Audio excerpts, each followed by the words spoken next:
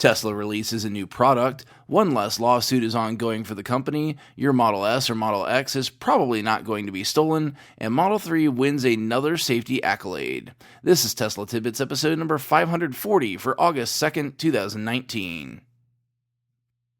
This show is sponsored by my supporter Richard. If you're in the market for a Model S, X, or 3, please consider using his referral code.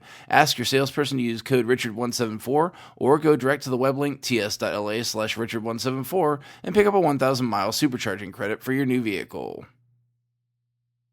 We start the ride into the weekend with Tesla announcing a new product, this time on the power storage side of the business. Just when you thought it couldn't get any bigger, Tesla has went from Powerwall to PowerPack, and now to MegaPack. MegaPack is purpose-built for utility-grade storage. While Powerwall can handle this function, as the Hornsdale project in Australia showed, it was really designed to be a commercial solution, not a utility one. MegaPack steps in to take over with up to 3 megawatt hours of storage and up to 1.5 megawatts of inverter capacity in one unit. MegaPack improves on PowerPack's engineering with an AC interface and a 60% increase in energy density. Using these improvements, Tesla says they can deploy a 250 megawatt, 1 gigawatt hour power plant in under 3 months using only 3 acres of land. That's pretty impressive.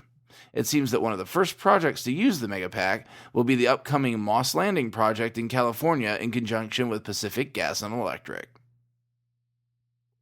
In a closing the loop story we get thanks to TechCrunch, we find the case against the allegedly overzealous short seller known as SkyBusca, aka Randeep Hathi, has been dropped.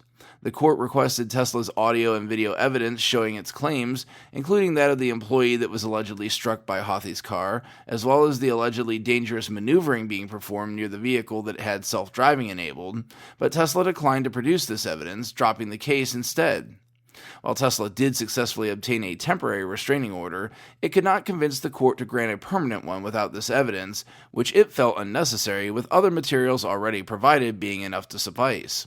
Tesla said in court documents filed that doing so would be, quote, an undue imposition on the privacy of their employees, since the recorded conversations regarding the incident contained its employees' private and personal conversations, end quote.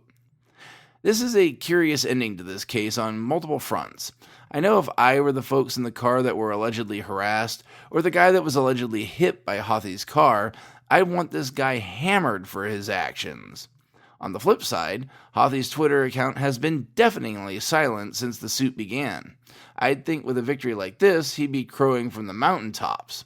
I suspect some agreement may have been reached between the parties, but we're unlikely to ever know the true reason here. Regardless, one less distraction for the company to worry about now. Over at Teslarati, Model S and Model X are being recognized as best-in-industry vehicles, but maybe in a way that you've not thought of. Turns out that the Highway Loss Data Institute has deemed the Model S and Model X almost 90% less likely to be stolen than the average car in the U.S. You might ask why the Highway Loss Data Institute matters, and the answer here is that they are an organization related to IIHS, the Insurance Institute for Highway Safety, which produces safety ratings for U.S. vehicles and is recognized by auto insurers as authorities on the subject. So HLDI might know a thing or two here. HLDI Vice President Matt Moore offered a few reasons on why the vehicles are less likely to be stolen, despite their value. He said that stealing a vehicle is not only a matter of value, but of opportunity. The way that Teslas are used by their owners makes the opportunity bit an issue for would-be thieves. For example, most owners are going to have their vehicle in their closed, locked garage charging overnight, so it will be ready for the next day. That alone is a deterrent, as the vehicle is not only hidden from sight, but even if the thief is aware of the vehicle, it will be harder to access behind the locked door. Of course, we all know the multitude of security features on the car, including pin to drive and sentry mode, which also deter thieves. On top of this, even if a thief manages to actually pilfer a Tesla, the FBI's National Crime Information Center shows that Teslas that are actually stolen tend to usually be recovered. From 2011 to May of 2018, the center tracked 115 Teslas that were stolen and saw 112 of them returned back to their owners. That's an impressive rate, to be sure. So with a high hurdle to even steal the vehicle, and an even higher hurdle to keep it once it's stolen, thieves have a lot of reason to avoid Teslas. We end the week thanks to a tweet I saw from Twitter user Tesla in the Gong, where they've noted that the Model 3 has received yet another 5-star safety rating from a regulator, this time from Australia's new car assessment program. In addition to the 5-star overall rating, it scored a 96% rating in protecting adults, an 87% rating in protecting children, a 74% rating in protecting vulnerable road users, and an impressive 94% rating in the safety assist category. Australia just getting in on the act and confirming Model 3 as one of, if not the, safest cars you can buy. That is it for today's show. One final reminder of the Frunk Puppy event going on at the Eudora Brewing Company in Dayton, Ohio this Sunday from 12 to 3. Make sure you register at the link in the show description prior to going, as we need an accurate attendance number for the venue. Grab your Tesla, grab your friend, grab a puppy, and come see us. Thanks to all my patrons supporting the show at patreon.com/Tesla Tidbits, and as always, a special shout out to all the super patrons supporting the show at the $10 plus level.